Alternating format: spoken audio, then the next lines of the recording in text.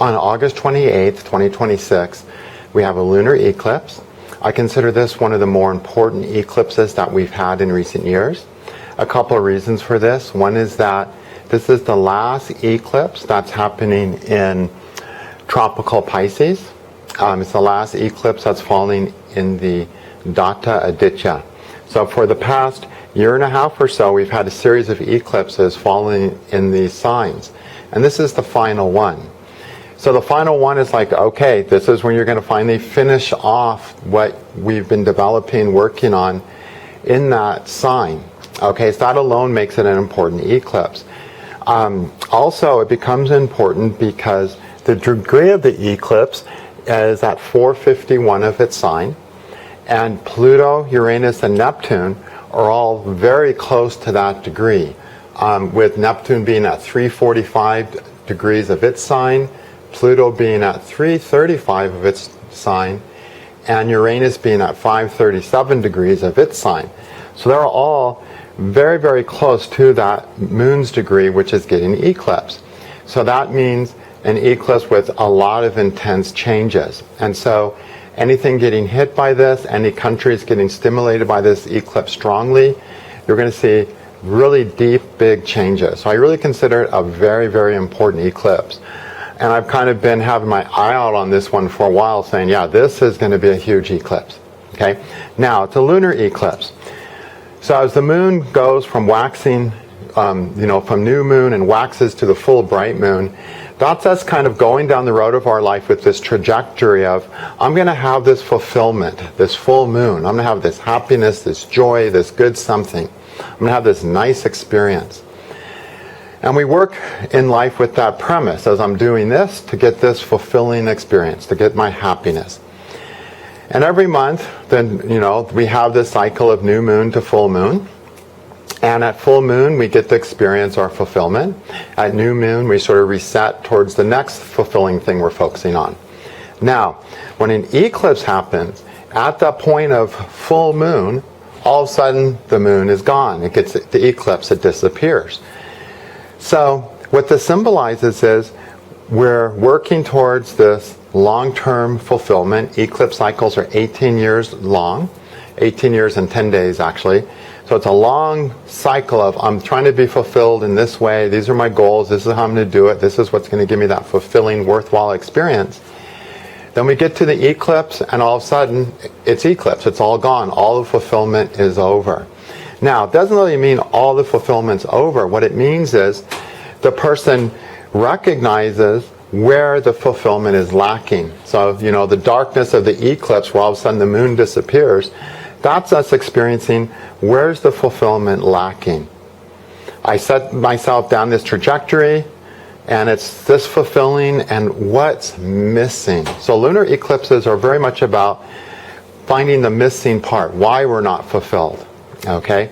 What's in our psyche, what have we created in the world that has set us up for this missing thing. And so at the time of the lunar eclipse, we start getting ideas of, and how am I going to, fulfill this missing thing, get this someday? And it kind of resets us in regards to our strategy, planning, hopes, and dreams for how we can experience that.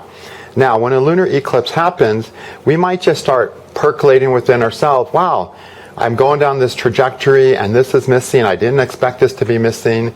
It's kind of disappointing. I need more. Or something in the world can shift. Something externally can change. Something can disappear. Something can show up. Whatever the case may be, it's there to show you where the hole in your fulfillment is, where the darkness of the eclipse is in your fulfillment. And so say something negative happens, quote unquote negative, or something disappears, and you're left struggling going, oh my gosh, something's wrong, I'm not fulfilled. Well, I'm hurting, I'm suffering, this really sucks, I can't believe I'm suffering this loss. Well, then the lesson there is that if I was more fulfilled as an individual, I wouldn't be suffering this loss so much. So in a lunar eclipse, this is one possibility. Something disappears and leaves us with the recognition of our pain and disappointment, which is a reflection of how much lack of self-fulfillment we have. which means how sensitive are we to the ups and downs of life? You know, things come and they come. How sensitive are we to that? The more we become self-fulfilled beings, the less sensitive we're to that. So lunar eclipse lots of times show us where we still have weaknesses in ourselves. We have to develop a self-reliant, self-fulfillment that's not hijacked by the ups and downs, which are natural to this world. Things come, things go. That's the life in the world of change. So that's the message of that happens. Or we might just realize, wow, I'm not really fulfilled here. This isn't really where I'm going to find fulfillment. And that can cause the person to want to shift, make changes in themselves so they could be more fulfilling, or shift something external in their lives and say, yeah, this isn't really where I want to keep going. This isn't going to do it for me. I need to change direction here. So it can come from experiencing ourself in relationship to life, or a life can show up and cause some shifts and changes and show us where we're needing to develop greater fulfillment within ourselves. But it's all about how am I going to be a more fulfilling person, more consistently, more stably in my life. That's the goal. Now, this particular lunar eclipse falls at 4:51 degrees of tropical Pisces, which is about 11 degrees sidereal Aquarius. And I'm going to use the Dacia symbols to interpret the eclipse, and it falls in Dacia, which is the foundation sign. Okay? So if you have anyone around tropical 4:51, around tropical 5 degrees of Pisces, or around 11 degrees sidereal Aquarius, then this eclipse is going to trigger you strongly. The closer it is, the more strongly it's going to be. If there's nothing in this sign, the house in general will still be eclipsed, and there'll be an experience and a thoughtfulness and a contemplation along that house in regards to this eclipse. But you probably aren't going to have any really huge shifts or big events that you're going to think back and go, oh yeah, that was the year that this happened. But it'll be something that during the eclipse time you'll find your consciousness mulling things over in a different way. So it'll be much more gentle. Okay, now before we discuss this particular eclipse, which is on August 28th, 2026, I need to take us back to the first eclipse in this lengthy cycle. And that first eclipse was October 25th, 1521 at 18:29:16 at Washington, D.C. time. We need to study this eclipse to see what's the goal of this eclipse cycle. Every 18 years, 10 days that this eclipse cycle comes, it's fulfilling the agenda of this first eclipse. This is what it's here for. All right? Now, so when we study this eclipse, it's a lunar, so we'll start with the moon. It's sitting in Mitra, which is the friend sign. And this sign is the sign of experimenting, trying things, communicating things, discussing things, and basically where we figure things out in a world full of other people. We figure out the people we can jive with, we figure out the people who aren't going to accept where we need to go and what we need to try. And through this, we find our path through this ocean of humanity, meaning who to connect to and who not to. Who to discuss our hopes and dreams with, who not to. And so, essentially, this eclipse has the goal of a person figuring out how they're going to get their needs met, what kind of people they can get their needs met with, and what kinds of people are going to be judgmental, biased, and which they're not going to be able to work with. And this is the initial stage of navigating through a world of essentially people. Why don't we get all of our needs met? Because of the ocean of people around us, especially the small little pond of personal people in our lives, right? Learning to work with these people, have the right people, not be restricted by people who don't agree with us and things. This is all where Mitra happens, this sign of friendship. Ideally, this Dacia is about everyone being friends, which means everyone is allowed to do everything that they need for themselves without any harsh judgment, criticism, or shooting them. All right? We don't live in that world. Ideally, if this Dacia was always healthy, we would allow that level of friendship between each other. But we don't. We judge, we project, we condemn, we criticize as people try to figure themselves out. And Mitra is very much the sign of figuring things out. So this eclipse is hitting you, whatever house it's falling in, whatever sign, whatever house it's falling in, whatever planets it's connecting with, that is conjunct with. You're trying to figure out a more fulfilling way to use that planet. You're trying to figure out what people would work, that would work with you to work out that planet. You're going to be experiencing the limitations of how you can experiment with this, figure this out with the people in your lives. Now, Mitra is a sign, it's not an attached sign, it's an air sign. It moves from here to here. It goes where what it needs to do works. It's not attached to, oh, I can't do that because. So this is a time of taking a step towards freedom to explore, freedom to try. Not commitments on I'm going here and this is going to be it, but hey, I need to go do this experiment. I need to figure this out. So anyone getting hit with this, you're in a figuring it out stage. The last time this eclipse happened was around August 14th, I believe, of 2008. It fell actually in the previous sign. So it fell in the end of tropical Aquarius. So if you have anything there, you would have been triggered by this. So be aware that eclipses move in 18-year, 10-day cycles, and so what happened in the previous eclipse could come around, memories of that, as in something similar, something along the same theme. So it's always good to look back 18 years ago and say, what happened?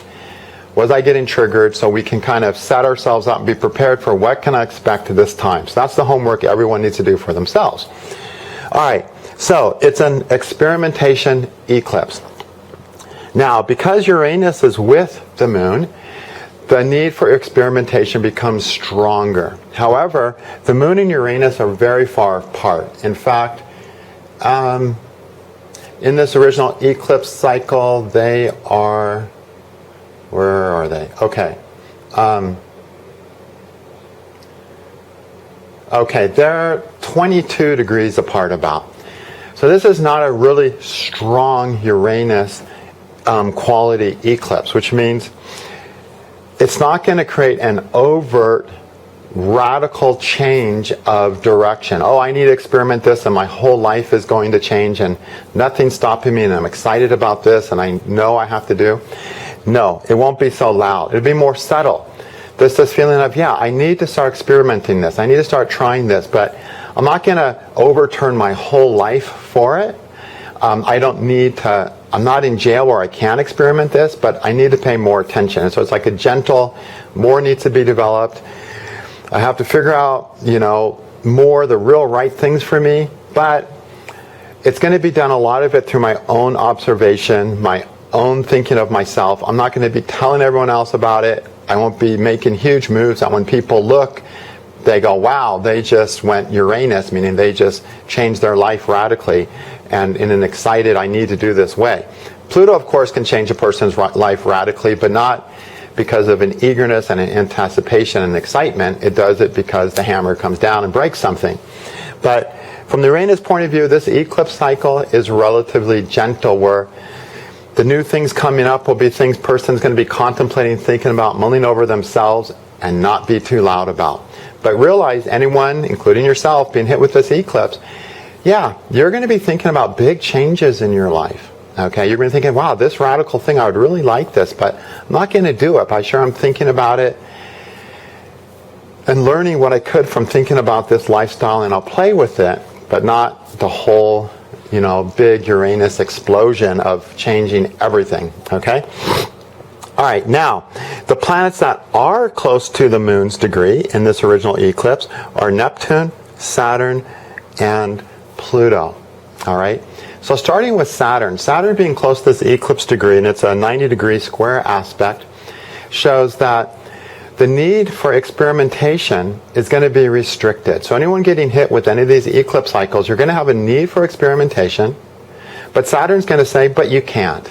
Your life situation, your finances, the situation of people in your life, it's not going to let you really experiment this to your heart's content. You're going to have to take it slow. You're not going to be able to run out there and just focus on it. You're going to take it a little bit slow. Uranus is the one that likes to run out and do it real quick. But the Saturn energy is much stronger because Saturn is really close to the same degree of the moon. As I mentioned what was it? It's 7 degrees, so not super close, but closer than Uranus, has more impact. So there is going to be some restrictions on your needs to go experiment and try new things relevant to the house and planet and sign, house and planets that this eclipse might be triggering you. All right. The other planet that's really close is Pluto. Pluto and let's see how far Pluto is.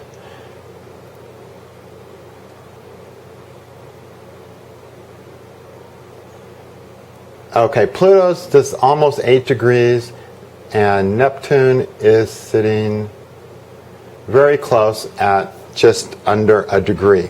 So we'll go to Pluto, the less strong influence. So Pluto there, it's close enough to impact things. Pluto doesn't let us be okay until we make a change. And sometimes that means Pluto's going to help make some changes. So Pluto hitting the moon, yeah, this eclipse cycle can disappoint some needs.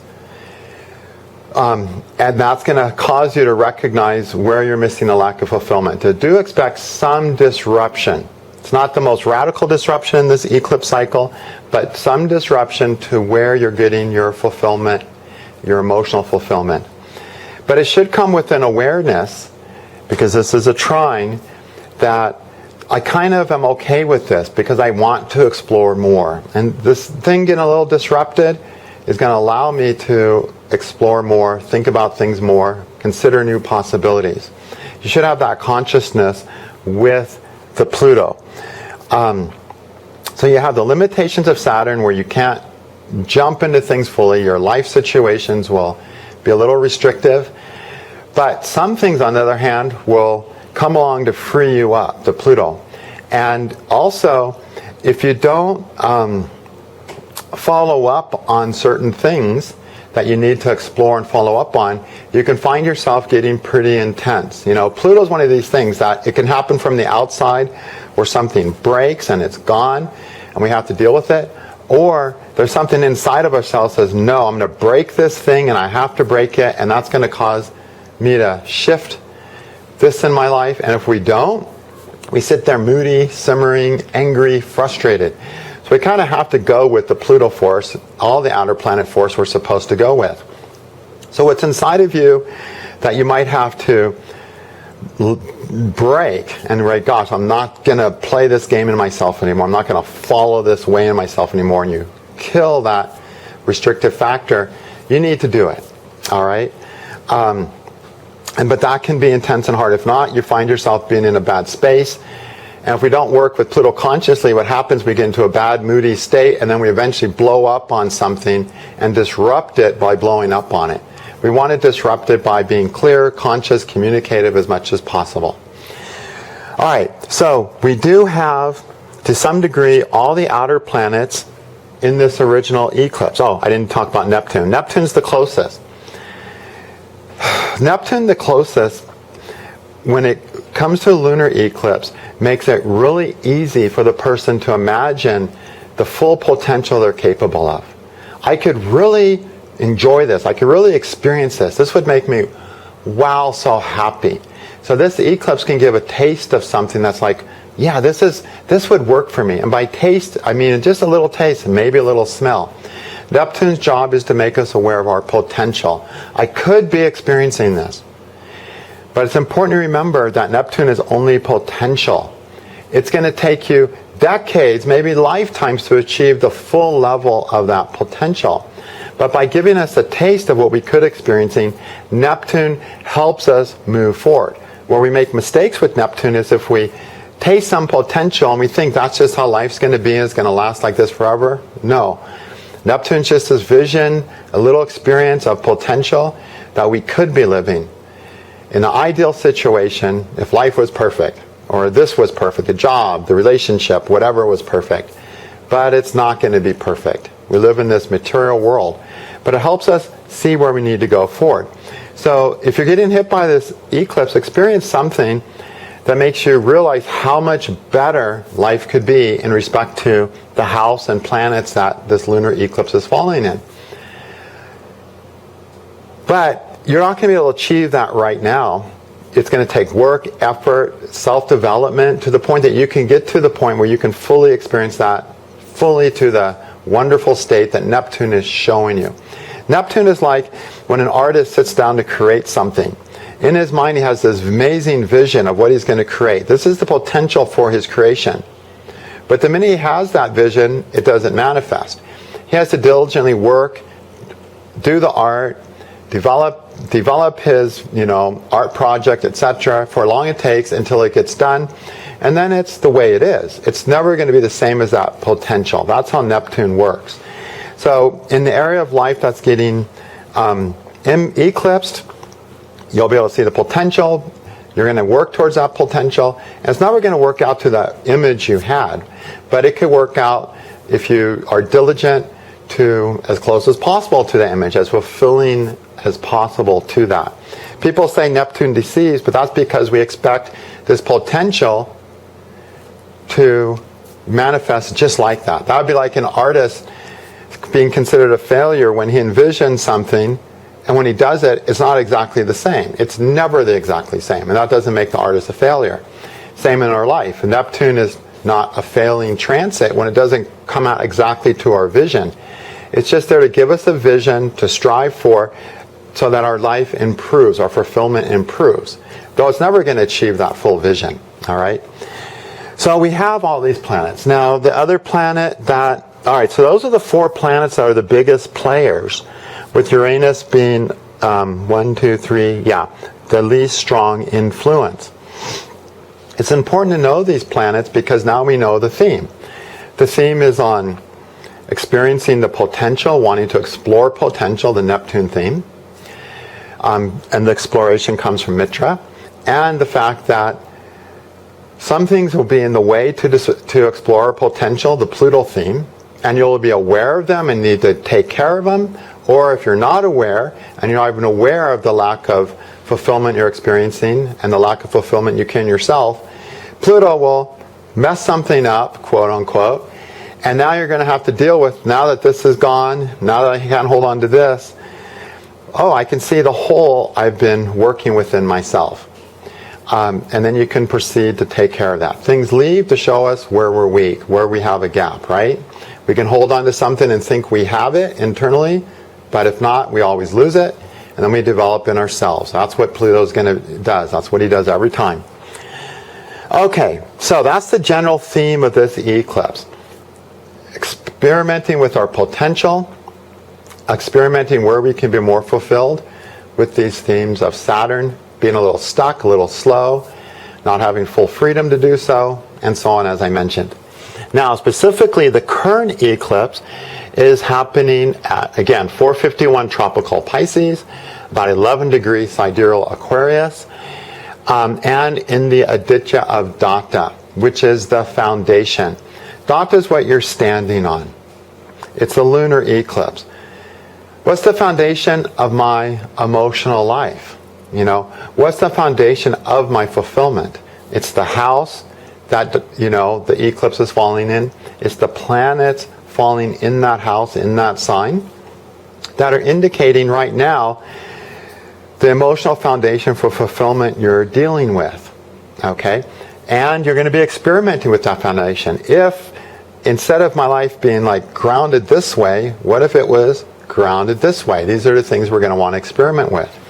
We're going to want to experiment to enrich our foundation. Find the way that's going to give us a better foundation for emotional fulfillment in the context of the house it's in context of the planets it's joined. Okay? And I wanted to mention, read my Eclipse and Houses, or watch the Eclipse and Houses video, which I posted about 2 weeks ago, where I go through the effects of eclipses and all the houses. That's an important video to help you understand these, so I don't have to repeat all that. All right, so it's a very foundational thing. It's a foundation within ourselves, and it's a foundation we want to change in our lives. We want to stand on something new with this eclipse. Okay? And that new thing is something external, or it can be a new foundation in ourselves, where we simply deal with ourselves differently, deal with our lives, this area of life that the eclipse is in, where we just approach it from a different point of view, a different foundation of greater strength. And so this eclipse wants to get us to that healthier foundation, a foundation where I'm able to be more fulfilled. So think of all the things in your life that are always there, that you're standing on. Some support your fulfillment, others are like, ugh, not really working. We want to refine this foundation so there's more room for fulfillment. That's the goal of this eclipse. That means deep changes in oneself and possibly big changes externally.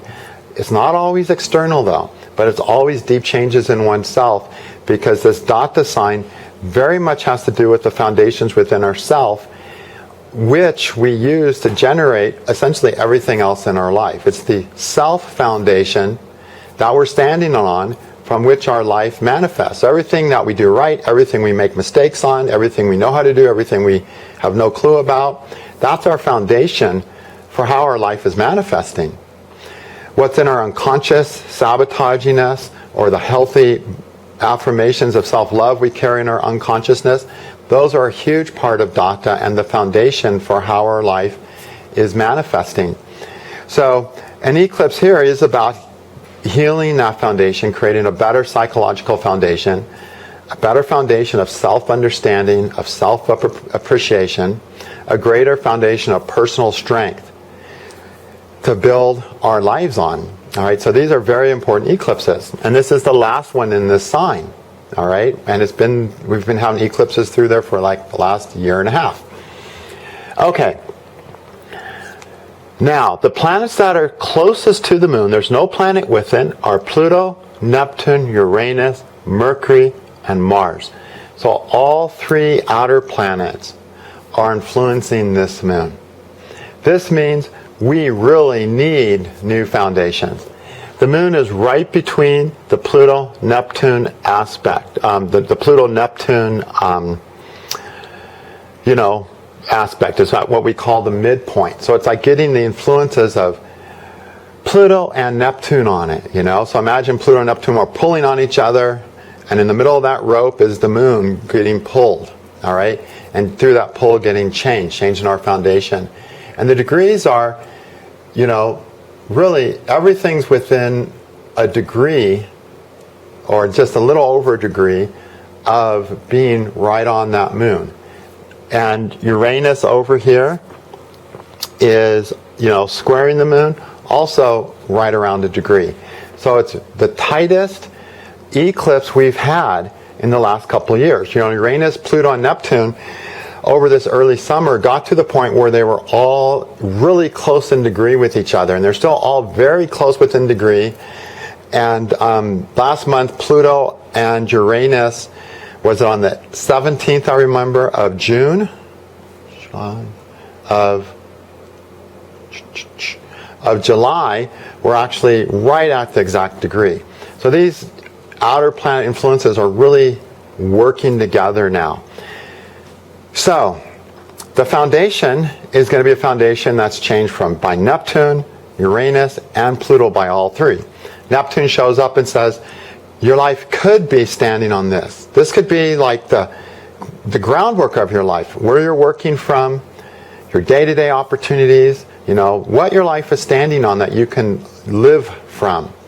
This is the potential where you could really be fulfilled.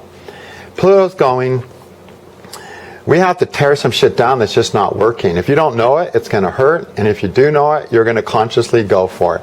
But something is wrong inside of you.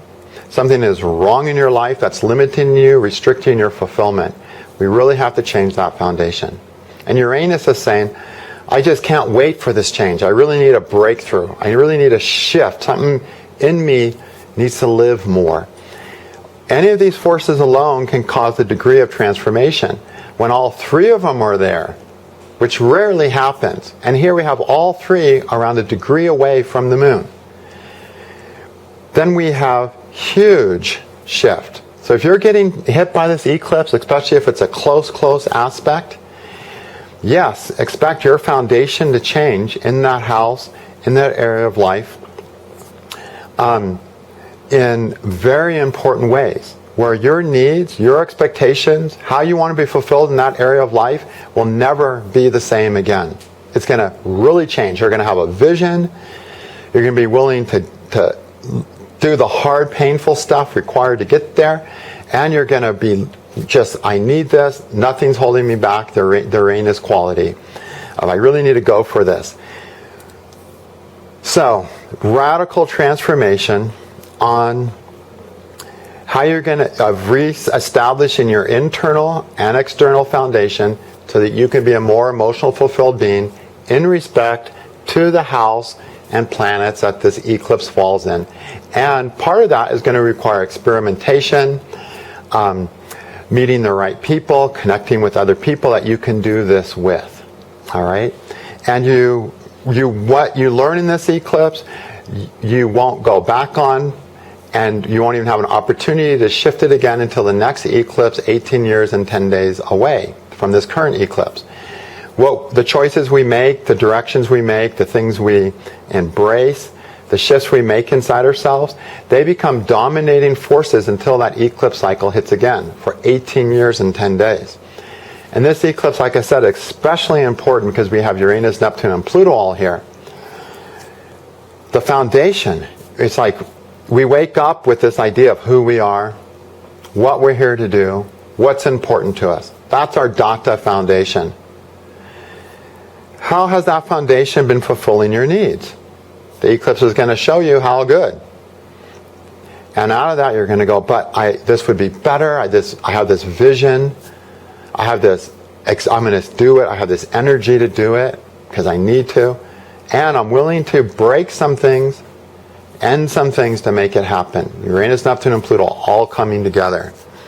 The last time we had Uranus, Neptune, and Pluto all coming together to the same close degrees was at the end of World War II and World War I.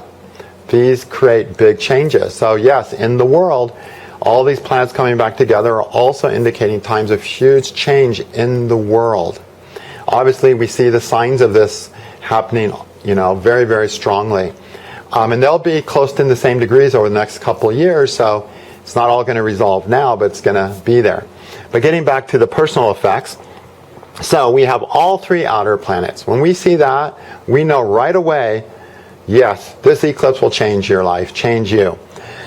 In the foundation eclipse, Pluto, Neptune were both very close. Uranus wasn't close, but he was in the same degree as the sun, as the moon. So all three outer planets were somewhat involved in the original foundational eclipse. So we see a repeat theme. Repeat theme planets, these are the ones that are coming through the strongest. So this is an outer planet eclipse. How am I going to be fulfilled? What do I need to change in my foundation? What do I need to change in the foundation of myself? What am I going to let into my life as a foundation? Things that maybe I've been excluding because my ego says, oh no, I can't do that. Whatever the reason may be. The other planet that's close is Mars. Mars was not close in the original eclipse. Mercury, not close in the original eclipse either. All right.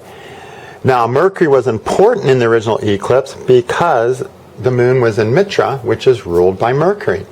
So we will consider Mercury next as an important planet. Mercury over here is opposite the moon. And at this, Mercury is always the planet that does the shopping, goes and figures things out. What do I need that's going to work? It's in the 7th house from the moon, which is the house of, the outside world, the people I can get things from.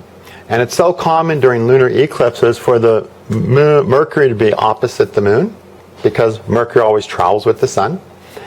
But it's not all that common for them to be very close to a degree. And in this eclipse, they are within a degree of each other again. So this means there's going to be a strong need to find the people that you can make the deal you need to. Okay, I need to explore things, I need to try new things, I need a different foundation, and part of that foundation is including the right people that I can trade what I need from. I need to get something from someone else. I have something someone else wants. I have to find that person to make the deal with. This is an important part of this Mercury. So this could draw potential people into your life that you can trade with, that you can make transactions with. that you can talk about, okay, I want this, you have it, I've got this, let's see if we can make a deal. Every person who shows up for a deal is not going to automatically work or qualify. You know, when Mercury goes shopping, he goes through a few stores. But expect this eclipse to bring in people that we can potentially use to increase your fulfillment of and help support your foundation of how you need to be, how you need your life to be to really get a greater fulfillment. Again, in that house that this is happening in. All right. The Mercury here will also make a person more open to, yeah, I need other people to help me with this. Someone else has what I need. And if I find them, I can make a deal. It's not just going to happen because of me. I have to have trading partners, which is what Mercury is all about. Then, and like I said, so often you'll see Mercury in the 7th house from the moon during an eclipse because so much of the moon's needs are social needs. And the moon uses Mercury to find the right people to fulfill its social needs. And this is happening strongly in this particular eclipse. Mars is important because he rules the moon. He's important because he's close to it. This is good because, and this is a nice Mars here. We have a very healthy Mars in this eclipse as ruler of the moon. I like that. The reason I like that because when Mars is healthy, you can use your will to do what you need without a lot of big fights, without a lot of opposition. We say Mars is our enemies. Well, Mars is the opposition we have to deal with. Is it great or small? A healthy Mars manages to get through life, do what it needs to for itself, without ending up getting into conflict with everyone. An unhealthy Mars isn't able to. And it's really interesting to observe people with healthy Mars. They just go, I'm going to go do this now. And they just go do it with an attitude of, no one's allowed to stop me. I have the human right to do this. You get an afflicted Mars and you get a person who walks around going, oh, I want to do this, but nobody's letting me. I want to do this, but it's going to hurt this person, or this person will be mad, or this person will come down on me. And so a person feels like they have all these overwhelming forces saying you can't do that. This is a nice Mars, so as ruler of the moon. So this means the person's going to recognize, I'm allowed to just do this. I don't have to have permission. I don't have to have anyone's okay because I need to do it for myself. I can do it. And so this will minimize friction. It'll minimize conflict in what a person has to do. Eclipses where Mars is in really bad shape and connected to the eclipse can be very, very problematical. So this is going to help the moon. I need to be emotionally fulfilled. Say, I have the right to be emotionally fulfilled. I'm not going to let these people become obstacles to it or these things. I'm not going to fight them. I don't need to. Healthy Mars doesn't fight. He just uses his energy to move towards what he needs. And if somebody says, no, you don't do that, they say, I can. If you don't like it, end of story. Goodbye. Don't need you around. That's this kind of Mars. It's a nice Mars, an important Mars because it rules this. This will reduce conflict to a great degree. Fortunately, let me double check that. Saturn is on a square from Mars, but it's wide, so it's not going to strongly influence it. So it's a pretty nice Mars. Mars in Indra is our sovereign right to do what we need to for ourselves. And so it's a nice, healthy thing.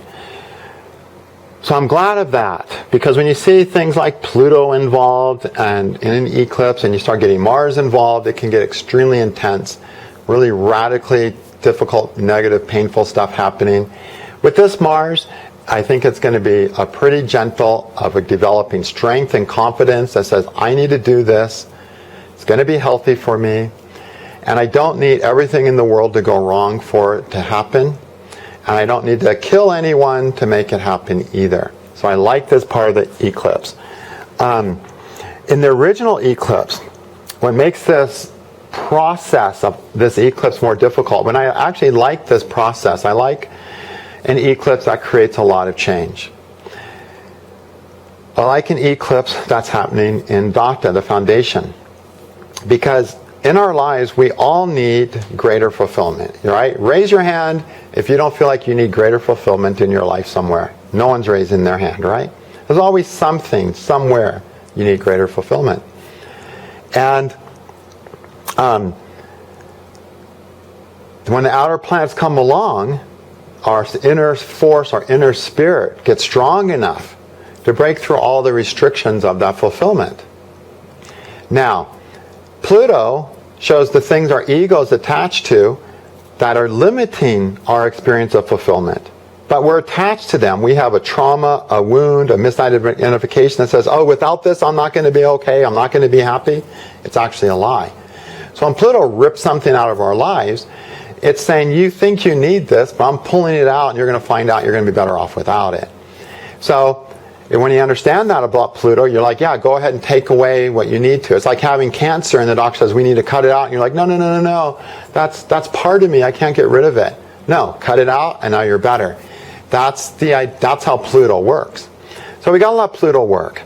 Anything Pluto takes during this eclipse, anything that's destroyed or you need to just kill in your life and get rid of, it's because it's a limiting factor. It's not a curse. It's not bad karma. It's just like if you keep holding on to this and making this a part of your life, you're not going to achieve greater fulfillment.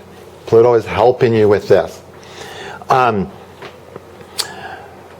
Okay, so we have to be willing for the Pluto. I like a lot of outer planets because they help us ensure that we make the deeper change in our foundation in respect to this house. And whatever house you have Dacia in your chart, which means whatever house you have this eclipse falling in, is the foundation house of your chart. This is the house that your chart stands on, all right? And that house working and being developed augments and makes the whole rest of your life better, the whole rest of your chart better. Here, it's the moon, the foundation I'm standing on for my emotional fulfillment. Is this a working foundation or not? I'm going to experiment, think about it, think of new ways to find out if it's not. And these outer planets are giving me the force to keep going. Sometimes the soul wants to destroy something that's restricting us. That's Pluto. We get a vision of what our experience can be through Neptune. And then our soul gets strong with Uranus and says, I'm just going to do this. I need to do this for myself. This is just coming out of me. This is just me being more alive. No stopping it. These forces are not meant to be stopped. They're meant to be released and transform us. So I love an eclipse that has a lot of these going on. Now, if we're unhealthily attached to something and we think, oh, this is me, I need this, without this I'm not okay, and the outer planets come and disturb it, and you get hurt, well, that's because you're believing a lie. Outer planets disturb something, it's time to let it go. And if you believe otherwise, you're believing a lie, you're making yourself hurt, you're holding on to the cancer, you want to hold on to what sucks, what's limiting, what's restrictive. You don't want to grow towards a greater fulfillment. Otherwise, outer planets don't cause us any grief at all. But with that attitude, they do. So we have the outer planets. So your capacity to deal with outer planets will determine just how intense this eclipse is going to be felt. The eclipse itself is pretty healthy. We got a nice Lord of the Moon. It's pretty nice. Now, the one thing that makes this eclipse cycle every time a little intense is that the ruler of the initial eclipse, which is Mercury, who rules Mitra, is over here with K2, the south node of the moon. Now, K2, the south node always shows the things we're most rigidly attached to. This is really how life works. We're really programmed at K2. So whatever we have to do to explore our foundation, to explore our lives, create a new foundation is going to be hard because we're so attached to the old structure. So this eclipse is really about, look at what the old structure is doing. Look at what, you've been thinking, not just this lifetime, but for lifetimes, this is how to make this area work of the eclipse. Look at the reality. It's really not the right way for you. Stop following that brainwashing that you've got. And so there's more in our consciousness to let go of. K2 are the ideas that over lifetimes of experience we go, all right, this idea has proven itself. I keep going this way, I'll be okay. Except it's not true anymore. But because the longer we've experienced that, the more of a habit it becomes. So a huge thing about this eclipse, the thing that I think is going to make it the most hard, is breaking your habits of thinking, I'm going to be okay because of this, my life being this way. There's a habit that's like, it really believes on a deep level, if I do anything out of this, I won't be okay. That creates a lot of resistance. So realize, as the changes come, if they're being felt as painful, or you get panicky attacks or anxiety, like, oh my God, freaking out, that's just because you are in the habit of thinking this will make you okay. It's the same way. If someone smokes cigarettes every day, and then they don't have a cigarette for a couple days, their system starts going wacko. It doesn't like need the cigarettes to be okay. It's just in the habit of it. We do this with everything in our lives. We go to work, we get a mundane job, it's boring, it sucks, yet people are there 30 years later. Why? Because their body gets in the habit. As long as every day I go to work, every day I've stayed alive, now the body says, I'm okay because I have this boring job that drives me crazy, and they go over for 30 years. And then when retirement comes, they freak out because they don't know what to do with themselves. This is how powerful habit is. It's lodged in the body. It's based on the need to survive. The body says, I've survived this way, so I want to keep doing it, and anything you want to do different freaks me out. So, because of the ruler of the moon being in this K2, the strong force of habit, which can manifest as fear in the body, of trying new things, making new changes, is going to be the hardest thing to overcome in this eclipse. But we got the outer planets to help it this time. Every 18 years this eclipse is going to come.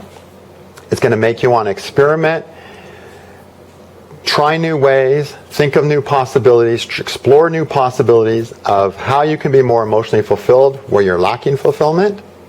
And every time the force of habit's going to say, eek, I'm not sure. But this time, we got the outer planets involved, helping us push past the force of those habits.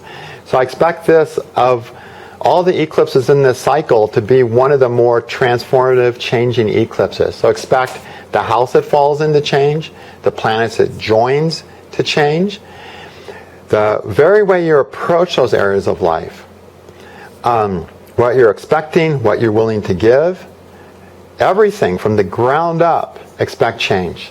Okay? In my life, when it comes to outer planets, change is always good, because those help us grow into more ourselves. And we just have to let go of the ego, the attachment, the traumas, the wounds, to think life is supposed to be a way that's not really supposed to be. We have the outer planets to get us towards the life that is going to be more correct for us to live. Sometimes we pay a high price for that, because we have a weakness that's getting exploited without us knowing it, and the outer planet comes up and shows us that weakness by taking something away. Surrender to it, however it takes it, whatever it happens. And I don't see this as a particularly vicious eclipse. All right, this eclipse doesn't scare me. Mars, I like the Mars. It doesn't scare me. So, but some people are very sensitive to outer planets' influences. They get stressed. The force of habit is very strong. They have traumas that get triggered by outer planet experiences more. So if you are that kind, just relax and realize it's for your own good. You might not see it the day it's happening. Take a deep breath. Wait to see how it reveals itself down the road, because it will reveal itself. So personally, I'm very excited about this eclipse.